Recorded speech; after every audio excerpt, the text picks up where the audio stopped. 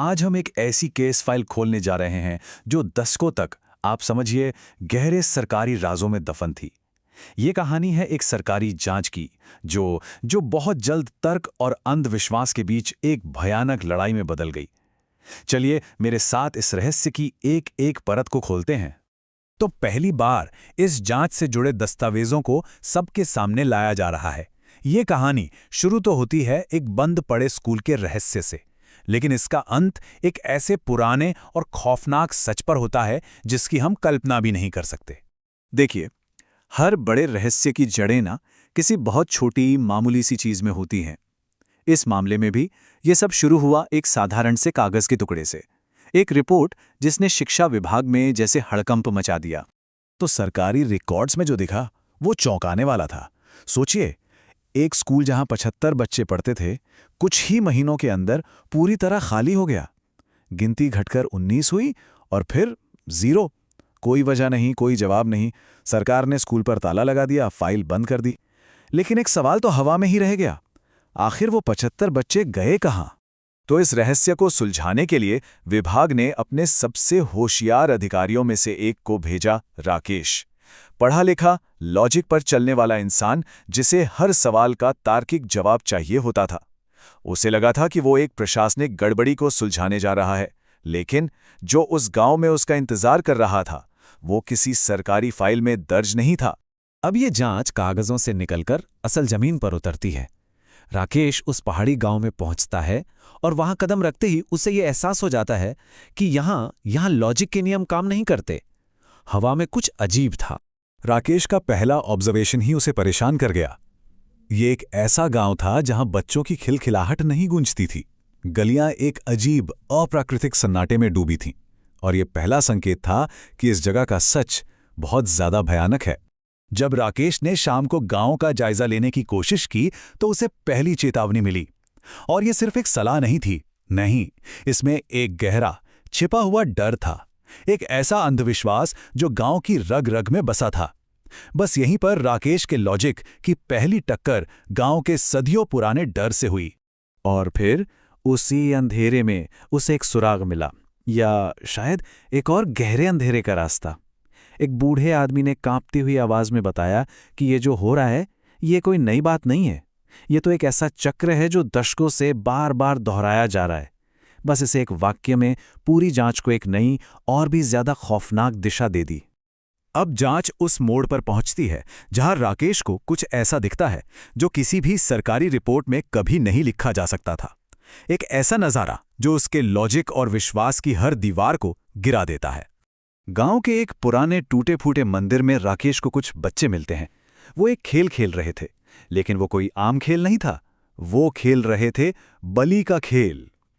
उन्होंने मिट्टी की एक अजीब सी मूर्ति बना रखी थी और एक बच्चा उसके सामने पुजारी बनकर बैठा था, जैसे किसी रस्म की नकल कर रहा हो।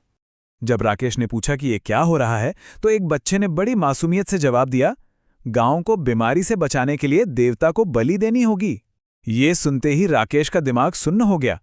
ये सिर्फ एक खेल नहीं था, ये एक असली भयानक अनुष्ठान की तैयारी थी। और यहीं पर इस जांच का सबसे बड़ा और सबसे डरावना सवाल खड़ा होता है। इतने छोटे बच्चों के दिमाग में ये भयानक विचार आया कहां से? आखिर कौन है जो उनके मन में ये जहर घोल रहा था? अब ये लड़ाई दो दुनियाओं के बीच की थी। एक तरफ था राकेश का तर्क, उसका विज्ञान, और दूसरी तरफ था गांव का सदियों पुराना अंधा विश्वास। यहां दो ताकतें आमने सामने थीं। एक तरफ था राकेश जो सबूतों और तथ्यों की तलाश में था, और दूसरी तरफ था अघोरम, गांव का सिद्ध पुजारी जिसकी पूरी सत्ता लोगों की डर पर टिकी थी। एक सच खोजना चाहता था और दूसरा सच को हमेशा के लिए अपनी मुट्ठी में कैद रखना चाहता था।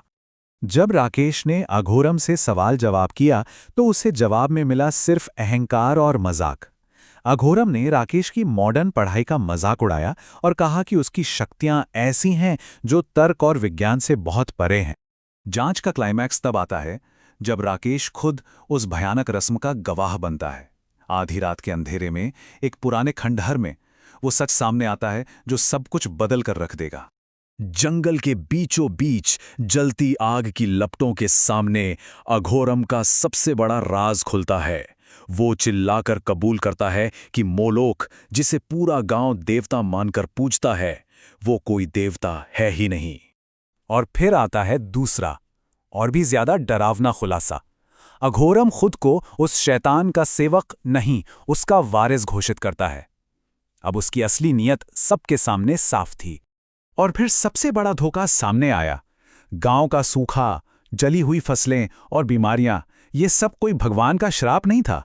ये सब अघोरम का रचा हुआ षड्यंत्र था, ताकि वो डर फैला सके और अपनी बलियों को सही ठहरा सके। ये सच सुनकर गांव वालों का बरसों का दबा हुआ गुस्सा जैसे फट पड़ा। उन्होंने अघोरम को उसी की बनाई आग की भट्टी में झोंक दिया। न्याय हो गया। लेकिन क्या बुराई का सच में अंत हो गया था, या केस फाइल का ये पन्ना अभी भी अधूरा था?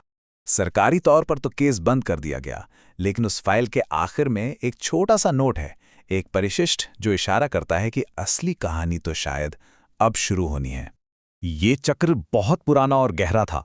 20 साल पहले एक बच्चे की बलि, आज की ये घटनाएं, और अब भविष्य पर एक नया खतरा मंडरा रहा था, अघोरम के बेटे की गांव में वापसी।